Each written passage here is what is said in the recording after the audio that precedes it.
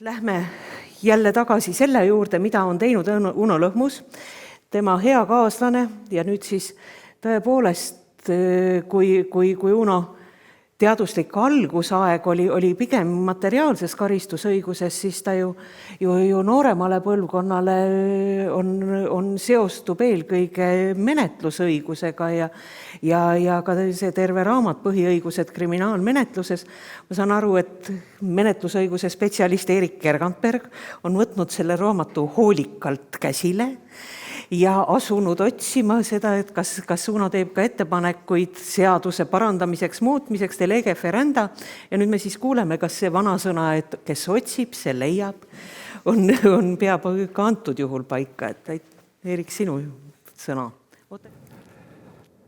Jah, ma püüan rääkida suhteliselt kitsast valdkonnast, millega Uno tegeles, aga samal ajal üsna mahukas ulatuses. Uno Lõhmuse suurt panust meie kohtukorraldusliku ja menetlusliku maastiku ikka väga olulist parendamisse saab seostada ikka eeskätt ajaga, kui ta oli Riigikohtu esimees. Ja panin siia kirja omakorda vaid ühe väikese fragmendi, et muu hulgas tegeles ta ka kohtulahendite, ütleme nii, maailma uuendamise ja parendamisega. Ja nagu te näete, esimene märkus on selline, ma parandan võib-olla mõnevõrra küsitavalt, contra legem oli see, mille ta terves riigis ellu viis, selles mõttes, et seaduses igal pool on selline järjekord, et kõigepealt kohtuvad sissejuhatus, siis on põhjendused ja resolutiivosa. Tõsi, see ei ole kirjas, et nii peabki olema. Igal nii või teisiti, Uno pööras selle pea peale väga inimlikult. Ütles, et kurjategija peab kõigepealt teada saama, kas kinni või lahti ja juba pärast siis seletame, miks see niimoodi oli. Igal juhul see kõik on läinud ka kõigisse meie kohtulahenditesse, kusjuures vähemalt menetlusseaduses see vana olukord on endist alles. See, et võiks nagu teisiti olla. Väga oluline, julgen väita, tõepoolest oluline Uno panus oli ka selles, et suuresti tänu temale hakati algul Riigikohtu lahendeid, aga mingil määral ikka pärast ka teisi liigendama. Loogiliselt eristatavateks osadeks hakkasid ilma pealkirjad ja see kõik teenis kohtulahendi parima arusaamise huvisid kahtlemata. Ja veel julgen väita ka, et selline tõsisem, suurem keeleline toimetamine oli paljuski Uno nagu vedada ja ma ei tea, ehk paljud teavad, et Riigikohtus on kombeks rääkida või küsida küsimust, et kas see kohtuotsus on juba mihkeldatud või lülitatud, mis tähendab siis, tuleneb meie keeletoimetaja nimedest ja tähendab seda, et toimetaja on selle üle käinud. Et julgen väita küll, et väga suur panus. No ja veel, Uno oli, ma ei ütleks nüüd väga suur innovaator, aga muu hulgas ka selline õiguskeele arendaja. Ma mäletan, et mingil hetkel tuli Uno ideele, et ei ole nagu väga ilus rääkida, et kuramus, ma nõustun nende kohtumispooltega, et palju ilusam soostuda. Ma soostun. Ja siis ma pean tunnistama, osa muidugi naeris, et kuramus küll, et see äkki peaks kujendama hoopis rohkem Eestit aga väga palju oli neid kolleege, kes arvasid, et ongi nii. Ei mingit nõustumist enam, ainult soostumine. Ma ei tea, kuidas praegu Riigikohtus on, loodan, et kõik variandid on võimalikud. Kui veel korraks olla menetluslikul maastikul, siis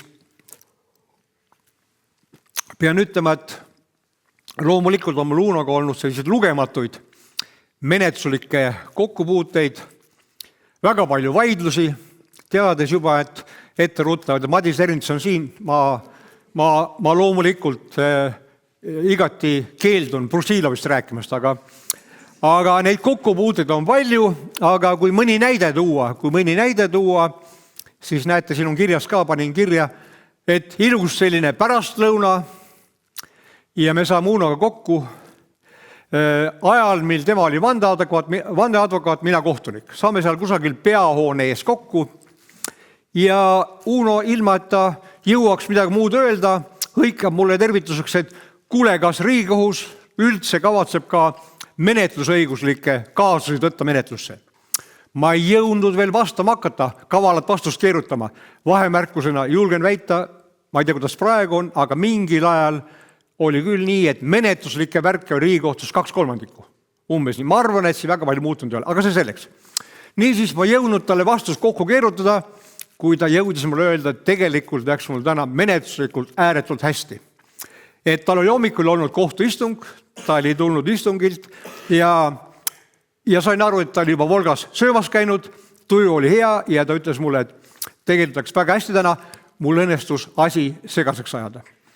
Et iseenesest ma arvan, et ütleme väga tüüpiline olukord, ega segaseks ei tähenda midagi halba. Lihtsalt segane võib olla ka see, kui sa tood mingi uue nüansi välja, mille peale keegi ei tulnud.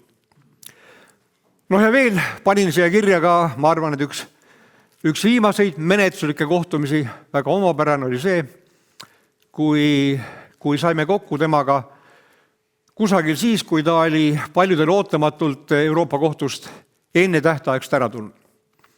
Ja ma küsisin, et noor mees, mis sa tegema hakkad siis pärast seda? Ja ta vastas mulle väga lühidalt ühe sõnaga, elama. Talle sellisel omapärasel, mõnusal kombel muiates. Aga jah, juristide tänast spetsialiseerumist arvestades, siis võib öelda, et minu kursuvend Uno Lõhmus oli kindlasti pigem õigusuniversaal. Igasugused näite võib siia tuua, aga ta lõpetas tsiviiltsükli. Loomulikult tsiviiltsükkel oli kõige vingem tsükkel tollal, kõik tahtsid sinna. Aga nagu siin ka juba mainiti, tema mõnda aega hiljem kaitstud väitekiri oli nii kriminaalõiguslik, kui veel vähegi annab. Arvan seda, et Uno õigusuniversaalsust aitas mingil määral nagu ülal hoida ka tema töötamine advokaadina.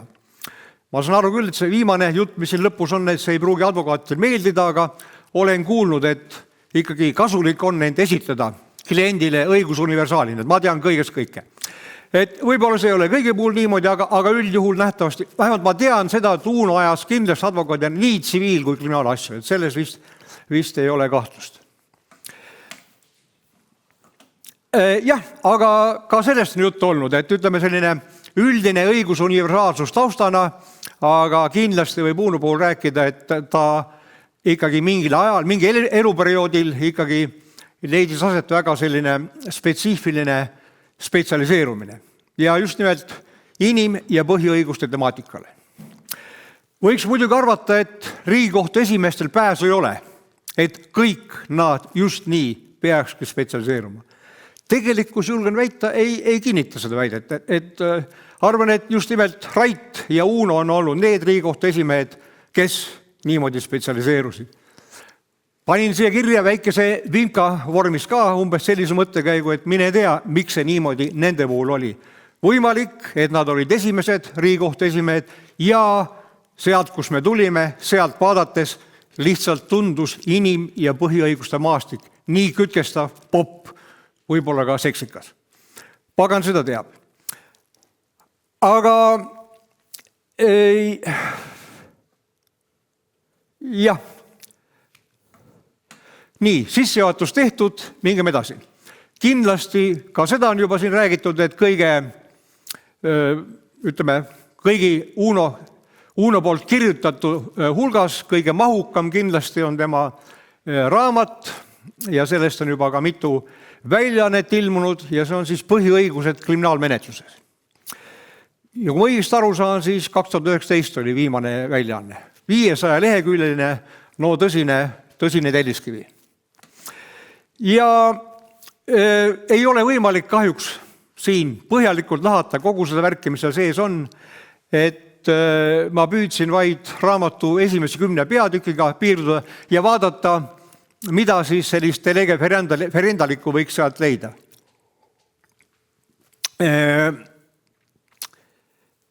eeskätt nii üldisemalt kui ka siis meie kriminaalmenetluse kontekstis. Ja jään siis tema poolt kirja pandu juurde, et lihtsalt ei ole võimalik siin näiteks arutada selle, et kas ja kuivõrd on EIK pärast raamatu ilmumist ühte või teist seisukohta muutnud. No ja ma arvan, et Uno ei annaks mulle iial andeks, kui ma püüaks nagu teha näo, et mu iseloom on läinud paremaks vahepeal ja et ma ei kipu vaidlema mõnikord. Nii et julgesin kirja panna ka mõned väikesed lahkarvamused, mis meil mõnedes küsimustes Unoga on olnud. Jah, Uno analüüsib kõigepealt meie Euroopa 3 erinevat põhiõiguskaitsmissüsteemi, tõdeb, et need on siis üks maailma tõhusamaid, aga nagu ta kirjutab, üks selliseid keerukamaid. Et jah, võiks ju küsida, et pagan võtku, et miks siin de lege ferendasid ei ole, et kui keerukased äkki võiks kuidagi inimlikumaks muuta. Aga loomulikult see on vaid selline retooriline küsimus. Ma saan aru täiesti hästi, Unost pole mõtet siin midagi rääkima hakata. Julgen väita, et nii nagu Euroopa Liidu puhul sa võid näha küll igasuguseid vigu, aga mingi jutt muutmisest.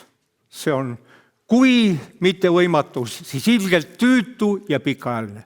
Ehk, nagu ütleb selle kohta Tõnu Õnnepalu, on nagu on. Nüüd kaasaegseid kriminaalmenetlussüsteeme käsitledes ütleb lühidalt Uno seda, ja ma olen täiesti nõus, et sellise klassikaline vastandamine, näiteks mingi üldõiguse ja siis inkvisitsioonilise süsteemi vastandamine ei oma tänapäeval enam mingit erilist tähendust, et kõigepealt on vastastikku üle võetud mõlematest süsteemidest ja peale selle ühe selle suure raames on ikkagi erinevused ka väga suured, et selline suur vahetegemine nagu väga ei ole mõttekas enam. Jah, ühe Hollandi kolleegi mõttekäiku vahendades kirjutab Uno, et nii võistlev kui ka uuriva menetluse eesmärk on tõe tuvastamine ausal moel. Edasi, mõistagi ei saa keegi väita, et leidis absoluutse tõe. Pigem on kriminaalmenetluse eesmärgiks luua sündmustest versioon, mida võib nimetada asjakohaseks tõeks ja mis sellisena on vastuvõetav ning legitiimne kõigile, keda see puudutab, samuti ühiskonnal tervikuna. Et panin selle kirja ja vahemärkusena meenutan ka, et oleme ka selles tõe küsimuses Unoga üksjagu vaielnud, et kas ja kuivõrd on siis tõde eesmärk. Nii, mis siin toimus?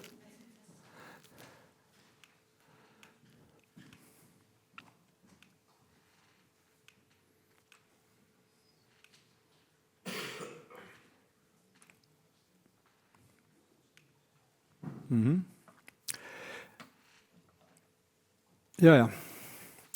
Et oleme omal ajal siin vaielnud veidi, et ma ei tahaks seda vaidlust siin praegu jätkata, aga ütleksin vaid seda, et see tekst, Uno poolt tsiteeritav, on mulle täiesti seeditav. See selle tõe defineerimistekst, et ma ei hakka siin praegu rohkem ajapuuduses selle peatuma. Aga tegelikult meeldib mulle palju rohkem üks järgmine jutt, et kirjutades pikka arutluse ära ja teoreetiliselt rääkides, siis kusagil mingil hetkel teise peatükki esimese paragrahvi juures leiame järgmised, sellised minu meelest pragmaatiliselt ilusad sõnad. Et kriminaalkohtumenetlusel on, sõltumata sellest, millise mudeliga on tegemist, 2 põhilist eesmärki. Süütu süüdistada tuleb õigeks mõista ja süüdlane tuleb süüdi mõista. Ja Uno lisab, et esimene eesmärk teenib indiviidi huve, teine ohvri ja laiemalt ühiskonna huve. Ja et kui nende 2 eesmärgi vahel on pinge, siis tuleb eelistada esimest. Panin siia väikese märkuse kirja, et ma kardan, et ka meie oludes, ka Eestis ei pruugi see jutt eelistamise kohta, sellise eelistamise kohta üldsegi mitte enesestmõistetav olla. Nüüd, kui ta räägib Eesti kriminaalmenetlusest, siis sain aru niimoodi, et mõned sellised tema märkused, kriitilised märkused on järgmised. ta kirjutab, et erinevalt Euroopa Nõukogu ministrikomitee soovitustest ei piirata Eestis spetsiaalsete uurimismeetodite seega jälitustegevuse kasutamist üksnes raskete kuritegude uurimisega. Et jah, saan tema selle märkusega vaid nõustuda.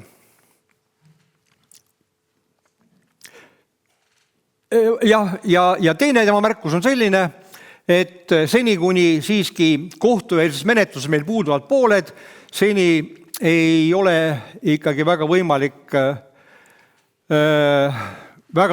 tõsimeelselt rääkida meie kohtumenetluse võistlevusest, kriminaalmenetluse võistlevusest. Et nii ta paraku on, lootused olid mõnevõrra teised, liigutaks kiiremini selle täieliku võistlevuse suunas, aga igal juhul lootus jääb. Ja alapunkti lõpetades näib Uno Lõhmus jagavat James Whitemani kahtlust, et nõndanimetatud kontinentaalsete riikide poolt üldõigusriikides võistlevuselementi ülevõtmisel säiluvad sellised kultuurilised erisused. Ja et lühidalt öeldes, et meil väga lootust ei ole.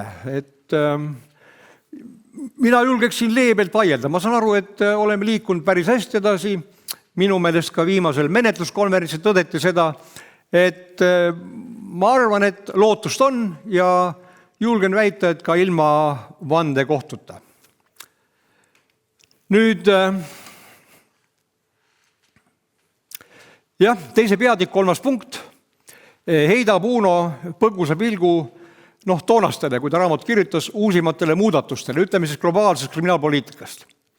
Tema põhiline mure seondub sellega, et kui ühelt poolt inimõigustega tegelevad kohtud muudkui aga pingutavad ausa ja õiglase kohtumenetluse ja privaatsuskaitse tagamiseks, siis teiselt poolt murendavad neid püüdlusi visa järjekindlusega mitmesugused väidetavalt julgeoleku tagamisel suunatud kriminaalpoliitilised kontseptsioonid, mille eesmärk paljuski on legitimeerida sellist varasemat kuriteoeelset preventiivset sekkumist põhiõigustesse.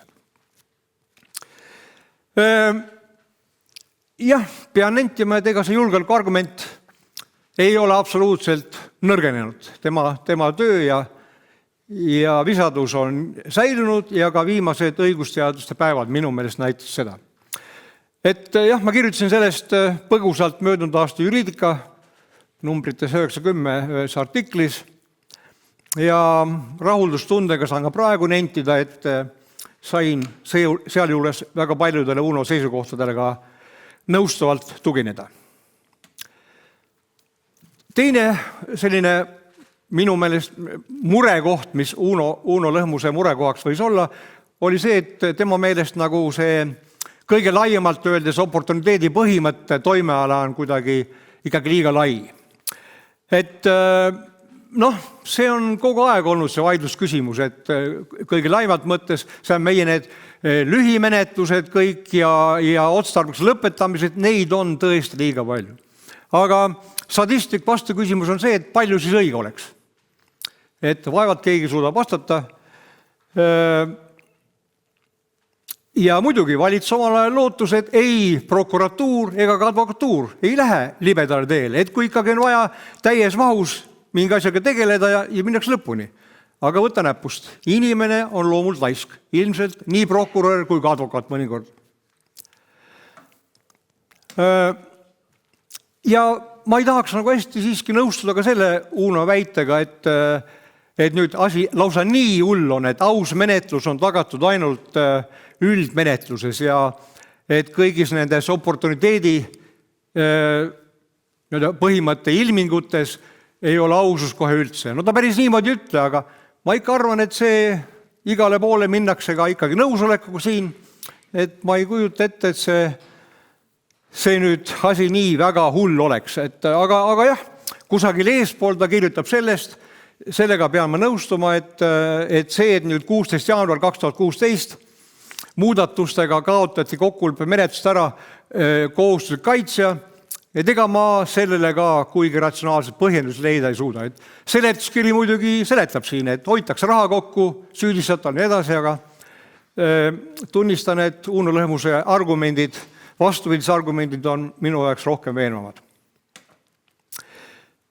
Raamatu 3. peatükk on pühendatud sellisele väga toredale, kuid veidi udusevõitu fenomenile, nagu on seda õigus õiglasele kohtumenetlusele. Ja Uno mure siin nagu on selline, et meie põhiseaduses on tegelikult sellise õiglase kohtumenetluse elemente üsna palju, aga et ta väidab, et tema arvates väga hea ja õige pole see, et meil ei ole sellist üldist õigust ausale menetlusele. Et arvan, et ka siin on diskussiooni koht olemas, et tegelikult üldtuntud asjaolu on see, et see üldine õigus ei ole ju kuigi selgelt defineeritav, et see on udune selline katusmõiste. Et kui me selle nüüd ka põhiseadusse paneksime näiteks sisse, ma ei kujuta ette, et midagi väga palju juurde saaksime võrreldes praegusega. Aga igaks juhuks, kes pole pikka aega kokku puutunud Krõmsiga, tasub öelda, et kui põhiseaduses ei ole, siis Krõmsi paragrahv 339 lõige 1 punktis 12 on ikka juba tükk aega enam-vähem samasugune värgandus olemas. Sellise natuke teise nimetusega nagu ausa ja õiglase kohtumenetluse põhimõtte rikkumine kriminaalmenetlusõiguse olulise rikkumisena. Et ei hakka siin pikemalt ka teid vaevama, aga selle sätte kehtestamisega tehti seadusandja poolt ikkagi selline paras, ma ei tea, kas revolutsioon, aga paras pööre. See tähendab, varasem arusaam oli selline, et 339 lõige 1 on kõik absoluutsed rikkumised. See tähendab, et kui midagi niisugust ette tuleb, siis mingit kaalutlusõigust ei ole, siis tuleb saata tagasi uueks arutamiseks. Aga see punkt 12, teatud selliste teiste sätete toimel, on tehtud teistsuguseks. See tähendab, et sisuliselt on ta relatiivne rikkumine. Ehk siis öeldakse paragrahv 341 lõige 3, et sõltub teatud juhtudel, kui tuvastame ausa kohtumenetluspõhimõtte rikkumise, saadame tagasi, aga teistel juhtudel, kui suudame ise parandada, ei pea me seda tegema. Et see on sellist paradigmat muutev ja segadust tekitav, aga ma pean ütlema seda, et tegelikult on see üsna kooskõlas sellega, et mida siis selle üldise ausa kohtumenetluspõhimõttega nüüd tegelikult ette võtta. Et kuna ta on selline udune mõiste, julgen väita, siis põhimõtteliselt ei tohiks etteheiteid olla, kui mõnedel juhtudel mingi elemendi tuvastamisel saadad tagasi ja mõnedel juhtudel püüad ise parandada. Et huvitav kombel on see punkt 12 olnud ikkagi Riigikohtu praktikas päris palju ka nii-öelda kõneaineks. Ei olnud kahjuks aega analüüsida, et kuidas Riigikohtu praktika on, et mis siis on ausa kohtumenetluse niisugune rikkumine, kus sa saad kohe kiiresti naks ära teha ja kus on vaja pikemalt siis asjaga tegeleda ehk tagasi saata. Et minu meelest vääriks see veidi analüüsimist. Kui vaadata mõningaid konkreetseid ausa kohtumenetluse elemente puudutavaid Uno Lõhmuse ettepanekuid, siis Eesti tarbeks, siis eeskätt ma tahaks nõus olla sellega, mida ta kirjutab, et tema arvates on siis Riigikohus ekslikult ja Euroopa Inimõiguskohtu praktika vastuolus olevalt öelnud seda, et kriminaalmenetluse alustamisest ei ole põhjust rääkida siis, piltlikult öeldes, kui inimesel veel ai ei ole. Ehk siis, kui inimene ei tea, et alustati. Et minu meelest on see ikka parasjagu oksüümoron küll, kui me ütleme, et ei ole midagi enam põhiõigusi riivavat kui jälitustegevus. Ja samal ajal ütleme, et jälitab nii hästi, et valus ei ole. Ja järelikult ei saa kuidagi menetluse algust sellega siduda, et midagi, nagu ütles üks näitleja, tore näitleja, midagi on pildil minu meelest valesti. Nüüd käsitledes sõltumatu erapooletu kohtu põhimõtet ausa menetluse koostisosana, siis huvitav kombel siin Unole mingeid etteheiteid ei ole. Aga ma tõin siia selles kontekstis ühe näite hoopis Riigikogu praktikast, üks väga huvitav näide minu meelest, see tähendab kunagi juhtus, et meile heideti ette, Eesti riigile, et jaa, te kuramus selles asjas nagu ausat menetlust ei rikkunudki võib-olla, aga te rikkusite ausa menetluse näivust. Näivust, teate küll, peab olema aus ja näima, ütles inimõiguskohus. Ja Riigikohus vassadist arutas pikalt, teistmismenetlus ütles, et olgugi, et mõned arvates on nad võrdsed, meie arvates mitte. Kui mingi asi tegelikult ei ole ebaaus, ainult näib seda, siis meie teistma seda ei hakka. Selline minu meelest omaette tore jutt. Nüüd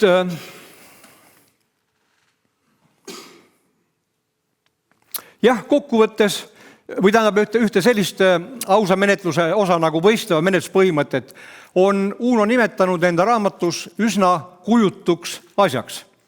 Aga samas ta, nii palju kui mina aru sain, ütleb, et tegelikult see võistlevus peaks eeskätt ikkagi tähendama kaitseõiguse efektiivset tagamist.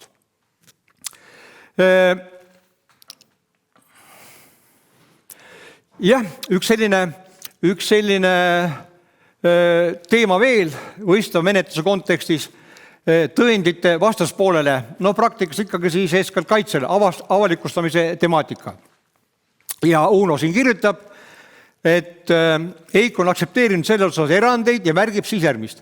Seadusandja on loonud Riigikohtu heakskiidul avara võimalusi julgeolekuasutuste kogutud teabe ja teabehanke kokkuvõtte kohtumenetluse tõendina kasutamiseks. Tagajärjeks on suurem pinge õiglase kohtumenetluse põhimõttega kui enamikus Euroopa riikides. Pinge põhjuseks pole üksnes luureandmete ulatuslik kasutamise võimalust süü tõendamiseks kohtumenetluses, vaid ka asjaolu, et luureandmed on tõendid, mille usaldusväärsus vajab tugevat kontrolli, kuid selle tegemine on kaitsele isegi raskem kui jälitustegevuse saadud tõendi usaldusväärsus kontrolli. Ja et luureandmete Eesti menetluses kasutamise regulatsioon ja kohtupraktika tekitab tõsise ohu õiglasele kohtumenetlusele.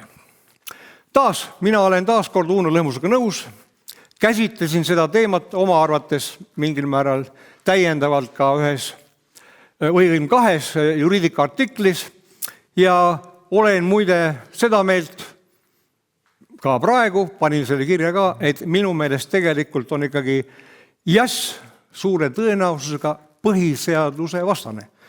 On muudetud kriminaalmenetlusõiguse allikaks, aga kriminaalmenetlusõiguse allikad peavad olema konstitutsioonilised seadused ja minu meelest see, kuidas sellesse kontekst toodi, ei toimunud nii, nagu põhiseaduse 104 punktist 14 peaks tulenema.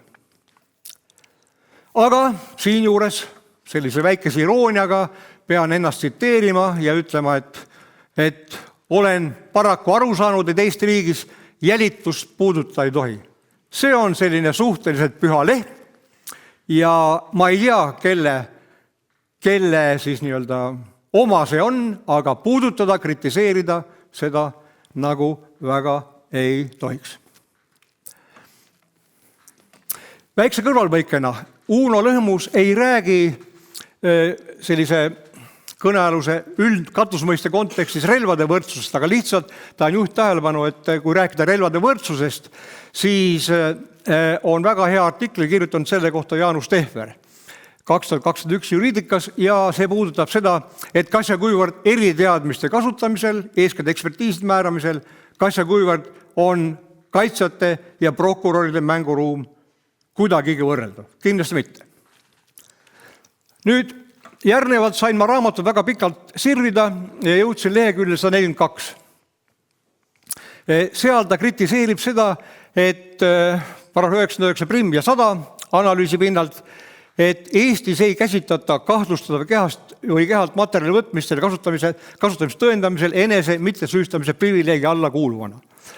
Ja ta kirjutab, see oli väga tore väide, on riike, kus asi on teisiti. Et julges siin ka Unoga veidi diskuteerida ja öelda, et ma tõesti praktiliselt ei kujuta ette teatud olukordades, kus vajadusel ka sunniviisiliselt, muuhulgas ka tunnistajate kannat suhtes, jäetakse see analüüs tegemata. Naljaga pooleks minu meelest ainukene väljapääs oleks see, kui me kõik isikuvastased kuriteod kuulutaks erasüüdlisusklassideks. Aga see pole ka vist võimalik Eesti riigis. Nüüd, jah, arvestades Uno Lõhmuse väga pikaajalist tegutsemist advokaadina, on ootuspärane, et ta räägib pikalt kaitseõigusest.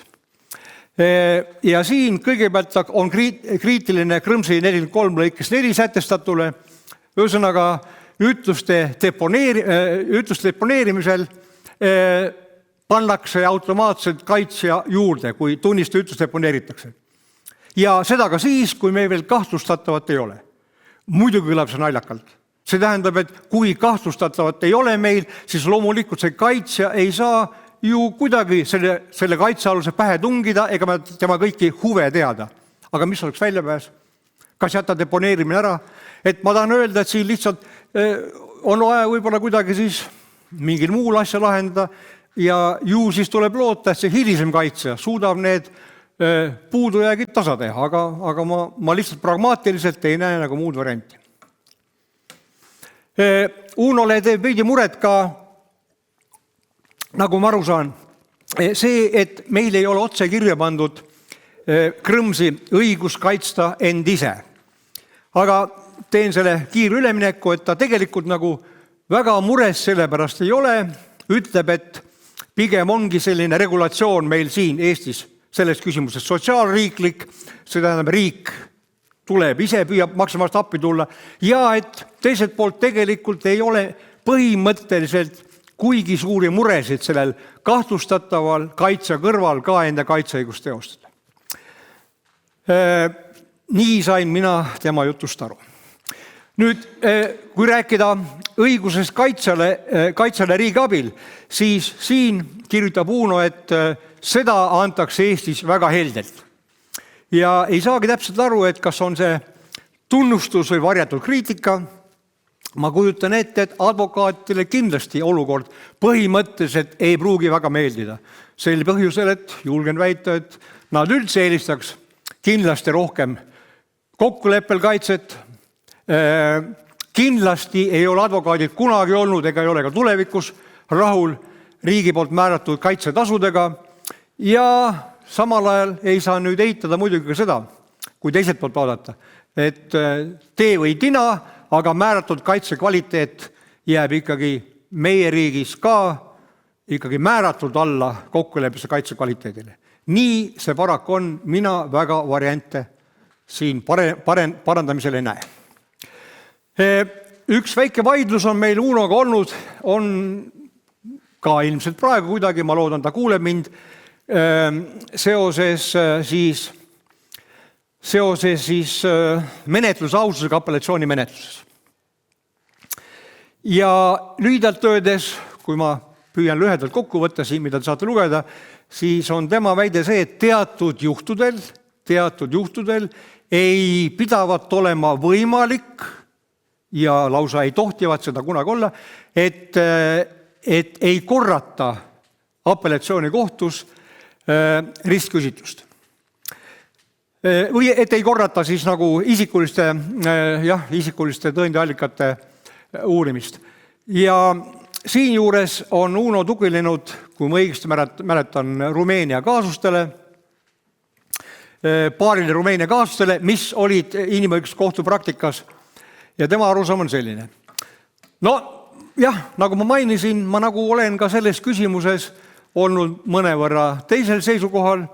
Esiteks ma ei kujuta ette, kas ikkagi EIK-i praktika peaks käigult ära kaotama meie sellise sätte, mis on nagu Krõmsi paragrahv 15, mis ütleb otsekohe ja et lahend võib tugineda ringkonnakohtus ka nendele tõenditele, mida on maakohtus vahetult uuritud ja siis avaldatud. Mu teine küsimus siin on ka see, et kas tõesti EIK-i praktika siis sunnib kaotama ära meie ristküsitluse. Sest et julgen väita, et ristküsitluse põhireegel, üldreegel on alati olnud selline, et üks kord. Ja selles mõttes, miks see niimoodi on? Sellepärast ristküsitluse reeglistik on niisugune, et eelduslikult peab seal olema kõik paika pandud. Seda on teisel poolel ka, et ei tohiks aga probleem olla. Et kui tõesti naljaga pooleks, minu meelest, kui tahta nõuda päris korralikku ristküsitlust teist korda ringkonnakohtus, siis peaks vahepeal toimuma hambapasta tuubi tagasitoppimine. See tähendab, siis tuleb luua selline olukord, et pärast maakohtu ristküsitlust kõik unustatakse ära, mitte midagi ei mäletata ja siis on võimalik uuesti nii esmasküsitlemine, klassikaline, kui ka teises küsitlemine. Ma kardan, et isegi meie kriminaalmenetlus ei suuda, ega ka Riigikohus ei suuda sellist olukorda tagada, et pasta läheks tuubi tagasi. Et mina arvan küll, et meie seadusandja on lähtunud ristküsitlemise ühekordsusreeglist ja seega olen seda meelt, et kui on toimunud korralik ristküsitlemine maakohtus, siis minu meelest ei oleks mingit vajadust, ma ei kujuta ette, miks, siis uuesti seda teha. Ja ma väga kahtlen ka, et kas me kaotaksime ikkagi praegus olukorras inimõiguskohtus, aga Peeter muidu kuuleb siin, iial ei tea, Peeter Roosma, iial ei tea enne, kui meie kaasus on sinna jõudnud. Võimalik, et tõesti me ka kaotaksime selle kaasuse.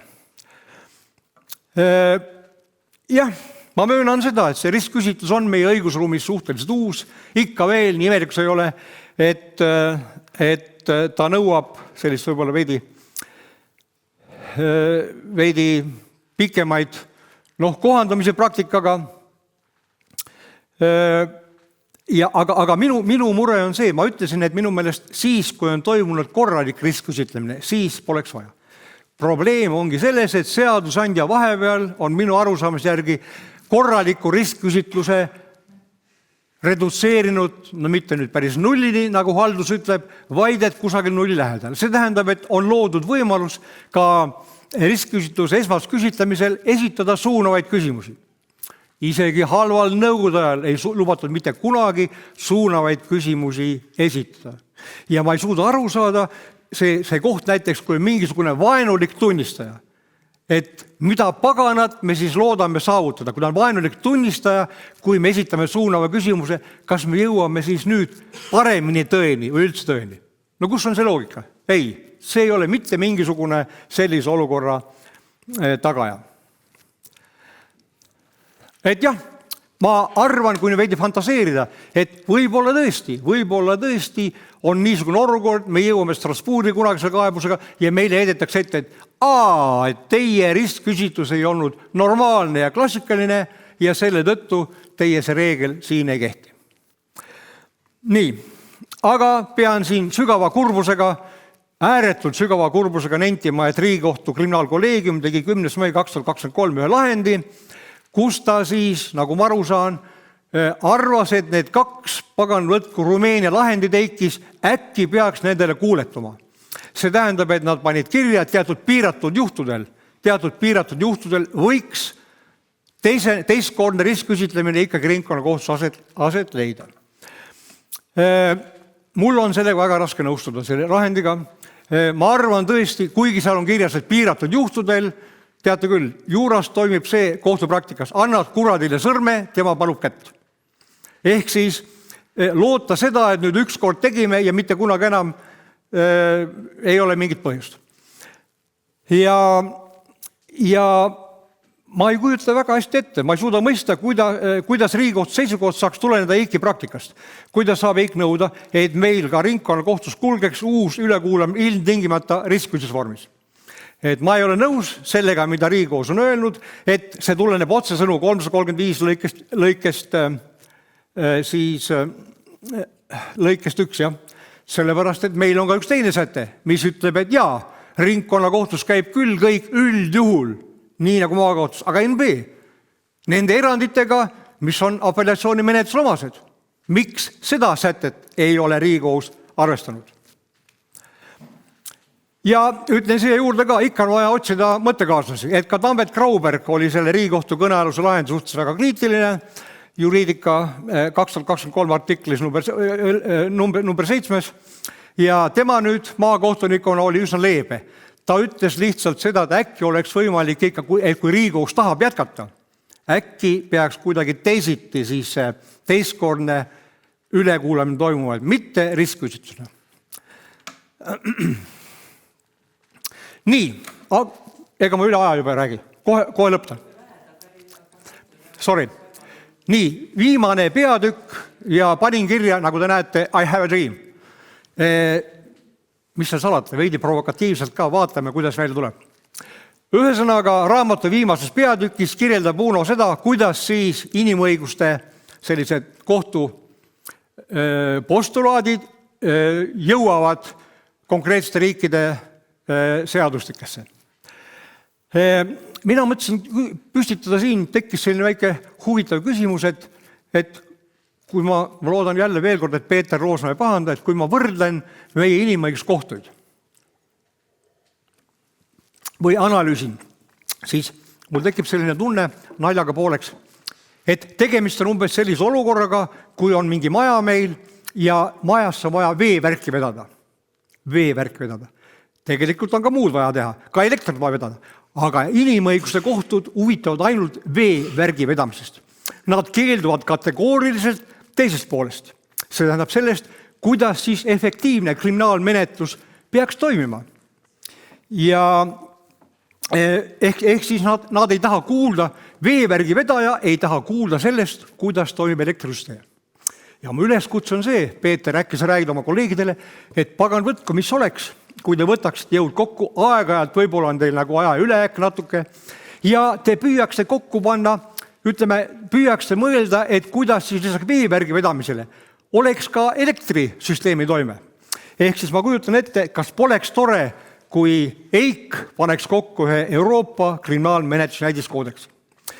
Ma tean, et seda ei ole nähtavasti väga lihtne loota, aga unistada ikka võib. Ja kui me juba selle teema juures olime, siis ma arvan, mingil määral sarnane küsimus on mul ka meie advokaatidele. Mul ei ole küll väga selgelt pilti ees, et kui palju meie advokaadid osalevad õigusloomes ja võimalik, et osalevad. Aga ma tean, ma olen näinud paaril viimasel aastal seda, et kuidas meie advokaadid osalevad kriminaalmenetluse õiguse loomes. Ja sinna on kaasatud küll mõni advokaat ka, aeg-ajalt istub, kui aeg on ja läheb ära, aga kõiki neid seaduse muudatusi on täiesti selgelt vedanud prokuratuur. Ehk siis, tulles tagasi minu eelmise ettepaneku juurde, äkki sõbrad advokaadid tuled appi. Et võib rääkida küll igast variante, võib väita ka seda nähtavast, ma kujutan ette, et kriminaalmenetluse seaduslik ongi prokuratuuri oma ja teised kõik eemale. Võib väita ka seda tegelikult, et umbes nii nagu väidetavalt ei ole hea panna kaitseministriks sõjaväelast. Et vastupidi, ka kriminaalmenetluse seadus tegemise juurde ei tohiks prokurör lasta. Aga võib väita ka seda kirik keset küla, et leiab aset advokaatide sisuline kaasamine. See tähendab, et ongi, kui advokatuur taotleb, siis nad teevad ka enda seadustiku variandi valmis. Ja sisuline kaasamine tähendab seda, et see nende variant peab jõudma ka seadusandja ette. Mitte, et ta nullitakse kusagil allpool ära.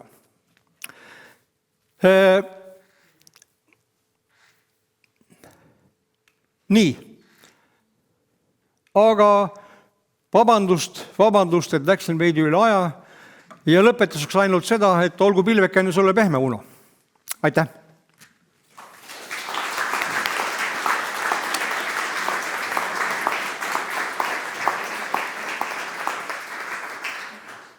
Aitäh, Erik, selle sisuka ja hoogsa ettekande eest.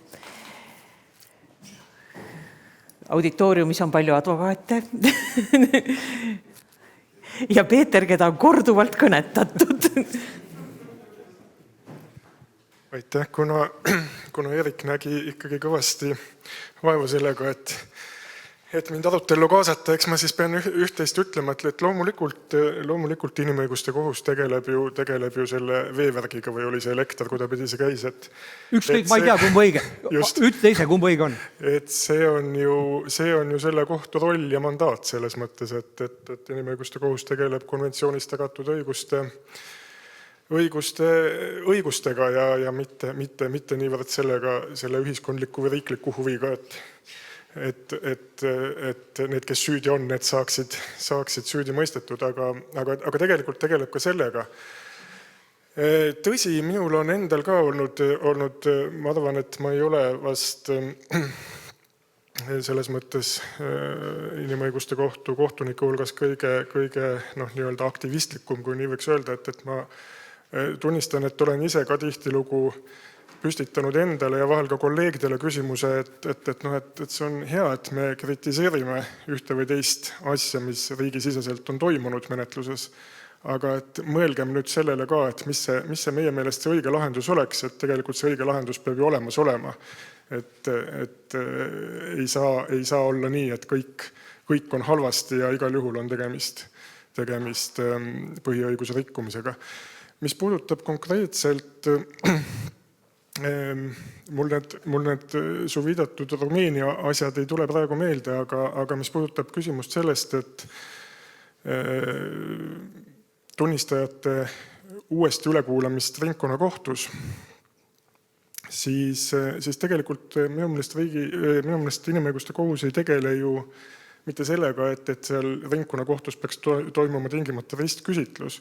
Et ma arvan, et inimõiguste kohtu selline kasutatav mõisteaparatuur ja vaatekoht on lihtsalt teine ja inimõiguste kohtu murekoht on see, kui inimene on esimeses astmes korrakohase ristküsitluse järel kas või õigeks mõistetud, et kuidas siis ringkonnakohtu kohtunikud, kes ei ole tõendeid vahetult üldse näinud, ainult hommiku pinnalt saavad tulla teistsugusele seisukohale.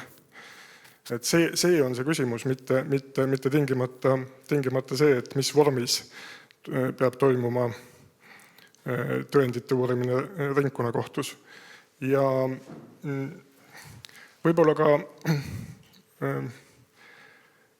tasub märkida ühte Eesti suhtes tehtud lahendit Kašlev Eesti vastu aastast 2016, kui ma õigesti mäletan, kus süüdistatav mõisteti esimeses astmes õigeks ja ringkonnakohus toimiku materjalide põhjal ilma tunnistajaid vahetult üle kuulamata mõistis ta süüdi. Ja selles asjas inimõiguste kohus ei leidnud, et inimesel oleks saanud osaks ebaõiglane kohtumenetlus. Et põhjendused on seal pikad, muuhulgas ka tugineti sellele, et kaitsepool ei taotlenud tunnistajate korduvat ülekuulamist, et ringkonnakohus põhjendas põhjalikult, miks ta asus teistsugusele seisukohale, et oli võimalik ringkonnakohtu otsust ka vaidlustada Riigikohtus ja nii edasi. Et selles kontekstis on siiski võimalik ka nii-öelda riigil inimõiguste kohtus mitte kaotajaks jääda nii-öelda.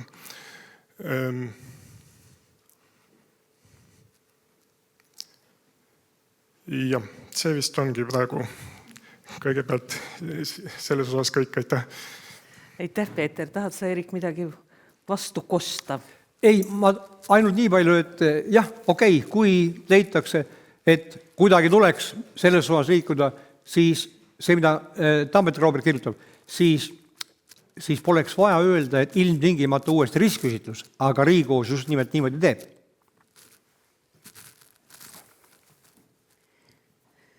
Aitäh, Rait. Kõigepealt ma tahan tänada Eerikut väga hea ülevaate eest. See oli tõesti sisukas ja mõtlema panev. Kuna mul on olnud mingisugust kokkupuudet selle institutsiooniga mõnede aastate jooksul, siis tahan teha 2 märkust, et kuidas mõista need Euroopa Inimõiguste Kohtu lahendeid. Esiteks, need lahendid kõik on alati konkreetse riigi põhised. Need tulevad riigist, mille on omad õigustraditsioonid, omad põhjused, kes teavad seda olukorda nii, nagu nad seal kohapeal tunnetavad ja mõistavad. See olukord ei ole kunagi üle kanta vahetult teise riiki või teise õigussüsteemi. Teine märkus on see, et need asjade tehiolud varieeruvad ja see mingi järeldus on sündinud nendest konkreetsest faktipõhisest esitusest, mis on siis kohtule esitatud. Ja seetõttu ei pruugi olla, see kõlab küll natukene renegaatlikult, aga nii jumalakartlik Euroopa Inimõiguste Kohtu lahendite suhtes, sest need on pigem siiski suunanäitajad või osundajad, aga mitte täitmisele võetavad reeglid. Ja kui me seda arvestame, siis saame ise kohandada oma tegevust nii, nagu otstarbekas ja mõistlik on, sellises üldises põhimõtete ja printsiipide reeglistikus. Ja mis lõpetuseks tahaks veel öelda, et Eerik tõi väga õigustatult välja, et meie õigusloomes kipub domineerima nii-öelda süüdistatav pool. Kui on menetlusseadustiku või materiaalõiguse täiendamine päevakorral, siis need tulevad siis kas põhisosas prokuratuuri poolt, aga võib-olla ka siis politsei poolt ja korrakaitsejõududelt laiemalt. Ja advokatuur on suhteliselt kõrvaltvaataja. Ja tõsine palve oleks advokatuurile ja võib-olla siis laiemalt ka avalikkusele, et see asi ei ole mõistlik, see ei vii mõistlike heade lahendusteni, kui menetletakse ainult ühe poole ettepanekute ja argumentatsiooni põhjal. Ja teine pool on suhteliselt alaesindatud ja vähe argumenteeritud. Nii et see oleks niisugune kohalik tegevusülesanne, mida peaksime edaspises elus järgima. Aitäh. Aitäh, Rait, seal on üks. Mikrofon. Mul on üks küsimus. Kas me ei vajaks siis uut kriminaalmenetlusseadustikku? Ma tahtsin ka seda küsida. Kas me ei vaja uut? Kriminaalmenetluse seadustikku. Kindlasti.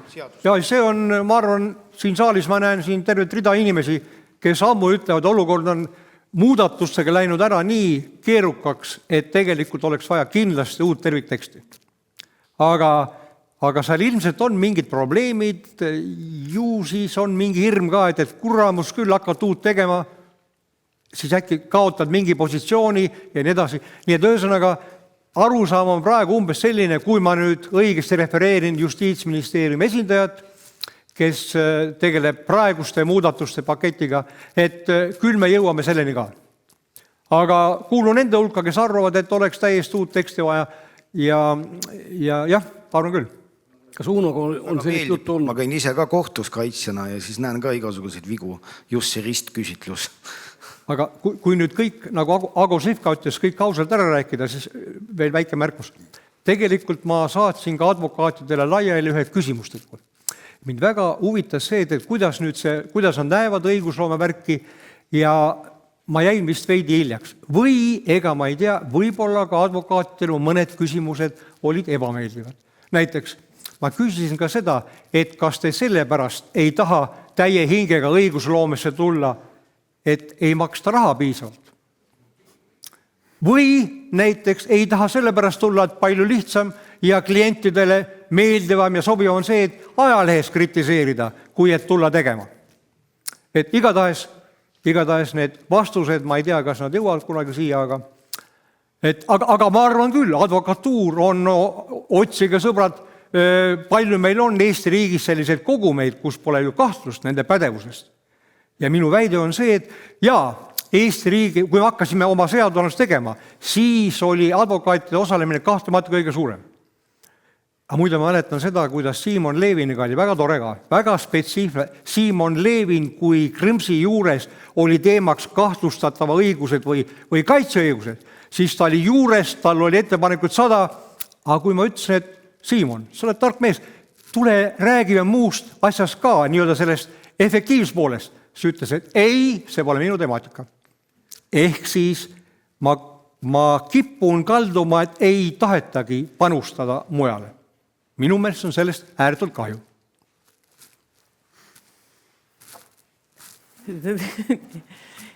Jaanus Tehver, kes on ka kõnetatud siin.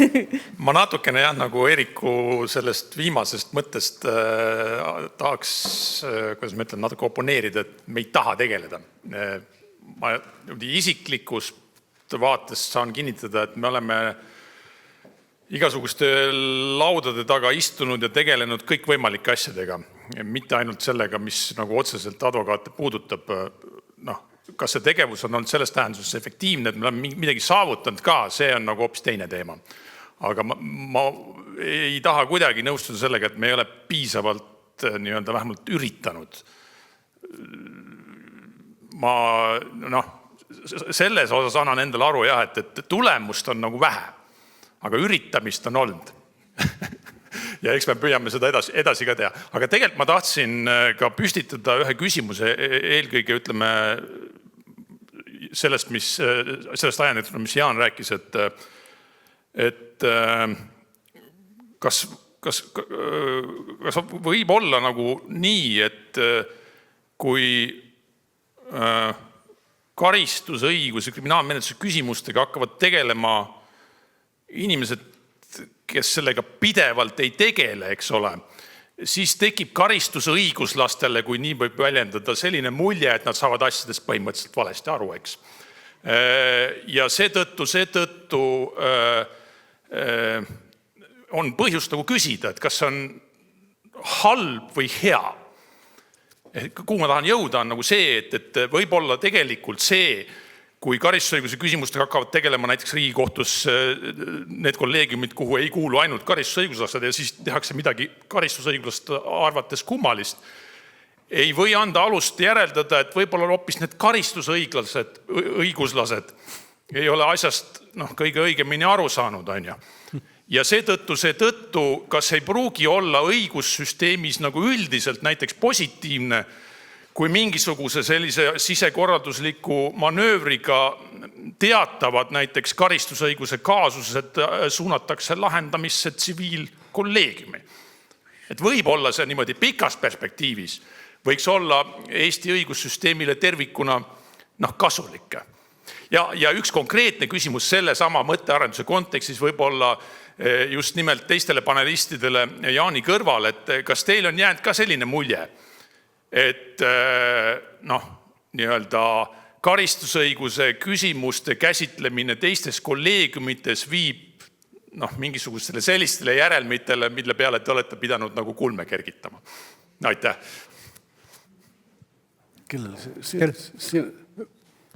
Kellele see küsimus oli adresseeritud mulle?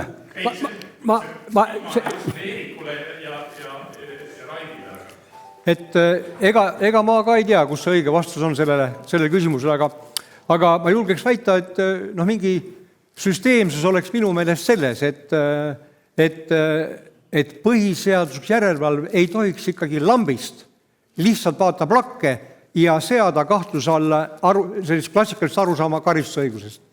Sest et teil on mehhanism olemas. Kui sa ei saa ikkagi öelda, et see, mis on karistusõiguse paradigmas nagu kehtiv arusaam, on põhiseadusvastane, siis mis õigusega sa tuled? Mis õigusega? Sul on olemas mehhanism. Ole hea, räägi ära, et kõik see allamäärad, mis teil on, te olete lollid, kõik valed, sest see on põhiseadusvastane. Kui sa ei suuda, siis mis õigusega? Siin ei ole tugevamat õigust, minu meelest. Aga võib-olla ma eksin. Erik. Ja. Ma saan aru, et küsimus on mulle ka adresseeritud osaliselt. Jah, ega me oleme seda oma õigussüsteemi ju edendanud siin 30 napilt aastat ja ega pikas õigusriigi mastaabis vaadates see on ju suhteliselt lühike periood, kusjuures me oleme tulnud põhimõtteliselt erinevast süsteemist ja hakanud uut üles ehitama, kusjuures see kogemus oli meil ju eelmisest süsteemist. Seetõttu selline õiguse küpsemine vajab aastaid ja aastakümneid aega, et tekiks ühtne arusaamine, mis on ristküsitlus, kuidas seda rakendada, mis on süütuse presumptsioon ja nii edasi. Neid on koha peal käigult püütud sisustada, aga me oleme tõenäoliselt veel, meil on pikk tee minna, et selles asjas edasi jõuda ja kunagi ilmselt ei saabugi seda õndsat momenti, kus on rahu maa peal ja kõik saavad asjadest ühtemoodi aru ja vaidlused on kõik kadunud. Nii et aga me rääkisime natukene sellest või kriminaalmenetluse seadustiku täiendamisest ja uue tegemisest. Ega samamoodi on ju ka olukord meil põhiseadusega. Põhiseadus, väga sügav lugupidamine nende tegijate suhtes, õnnestus 92. aastal suurepäraselt, arvestades teadmist, ekspertiisi, mis oli ja tulemus oli erakordselt hea. Aga see oli ikkagi tolle aja arusaamiste, kogemuste peegeldus sellesse. Me ei saanud ju kaugemal ette hüpata, kui me tegelikult olime. Ja seetõttu mõistlik oleks võib-olla ka võtta ette rahulikult ilma poliitilise asjotaažita ja tõmblemiseta, et võib-olla on meil aeg hakata põhiseaduse teksti uuendama, hooldada teda, sest mõned asjad on seal ajast ja arust jalgu jäänud ja mõned uued asjad tuleks juurde panna. Aga see ei tähenda sugugi seda, et see kehti põhiseadus ja tema autorid ei oleks halba tööd teinud. Nad tegid oma parima ja suurepärase töö. Aga mida rohkem edasi lükkame seda suuremaks lähevad ka probleemid ja seda rohkem me läheme põhiseaduse, kuidas öelda, painutamise või väänamise teed. Ja seda tuleb vältida, sellepärast vastasel korral ühel hetkel on põhiseadus mingi dokument, millest räägitakse, aga mida tegelikkus ei saa rakendada, sellepärast et normid ja tegelikkus ei vastavad enam. Aitäh. Keegi olid sa enne või? No selge. Jah, Martin Triip on siin tõukub sellest Eeriku viitest advokaatide panustamisele, et siin advokatuuri esindajana tahaks veel paar mõtet juurde öelda lisaks, mida Jaanus siin ütles, et üks asi on see, et tänasel, nagu me advokatuuri poolt vaatame, siis õigusloomes meil on ju tegelikult mõnes väga hea koostöö siin erinevate ministeeriumite, prokuratuuriga, õigusloomesse panustamises, meile saadetakse siin eelnõud arvamuste andmiseks, kohati võiks ka seda rohkem teha. Ja meie teemaatilised töögrupid nendega töötavad ja oma märkusi annavad, aga võib-olla üks, mis minu arvates on oluline mõista, mis on aja jooksul oluliselt muutunud. Et kui 90-ndatel ja 00-ndate alguses suuri õigusvaldkondi reforme tehti ju teistmoodi, kui need tehakse täna. Siis oli see, et moodustati töögrupid, kus olid kohtunikud, advokaadid, kes iganes huvilised ja asjatundjad niimoodi. Ja siis sellesse see pastakas või see pliiats oli juba selle töögrupi käes ja kui sinna oli kaasatud ka advokaadid, siis loomulikult see hääl kõlas juba selles algse teksti loome tasandil. Nüüd tänapäeval õigusloome käib natuke teistmoodi, et tavaliselt see tuleb sul seal mitmekümne või 100 leheküljeline VTK, kus sa pead lühiajaliselt suhteliselt kiiresti andma tagasisidet. Ja paratamatult sa oled siis ikkagi juba sellises lihtsalt kommenteerija rollis ja kas seda võetakse pardale või mitte. Et see on ka võib-olla ka küsimus, et kuidas me selliseid olulisi valdkondade õigusloome teeme, et kas see peaks olema selliselt, et ministeeriumi ametnikud peavad seal kõik valmis kirjutama ja siis teised kõrvalt kommenteerivad või võiks seda lahendada kuidagi teisiti, et saada vaateid pardale juba võimalikult varases etapis. Aitäh, ma arvan, et sellele otseselt vastata midagi ei ole vaja, et ma veel viimaseks küsimuseks annan sõna. Advokaadid tundsid ennast väga kõnetuna. Ergastasid meid, advokatuuri aseesimees just rääkis ja eelmine esimees, et ütlesid osad mu mõtted ära, aga see, mida sa heitsid ette advokaatidele, et me kuidagi käime niimoodi hobikorras kaasa löömas, mida ma tahan kindlasti öelda on see, et meil on tipptegijaid kriminaalõiguse valdkonnas suhteliselt vähe. Ja nad on, ma vaatan oma kolleegid ka oma büroos, nad istuvad päevade, nädalate, kuude kaupa menetlustes kinni või on nad vähemalt ära nende kalendrid blokitud. me ettevõtjatena ja ettevõtja vaimuga inimestena kindlasti ei taha käia kusagil laudade taga, kuhu kutsutakse kokku, ma ei tea, 20-30 inimest ja kus on vähe villa kogu sellel vestlusel. Minu soovitus on see, et järgmise Krõmsi reformi või kriminaalmenetluse reformi peaks riik tegema niimoodi, et tellitakse ühelt väikeselt rühmalt, kus on 3 või 6 inimest, kohtunik, prokurör, advokaat, kes teevad selle tuuma valmis ja siis edasi kooskõlastatakse.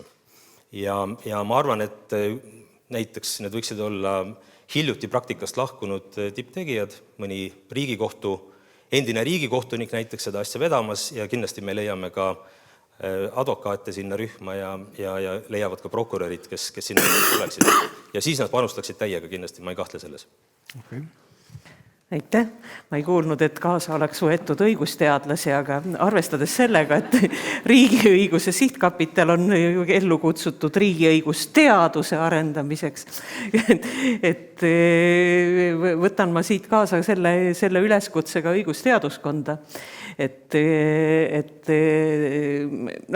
see on enam-vähem elevant ruumis, me kõik teame, et karistusmenetluse seadus vajab uut restarti või refreshi.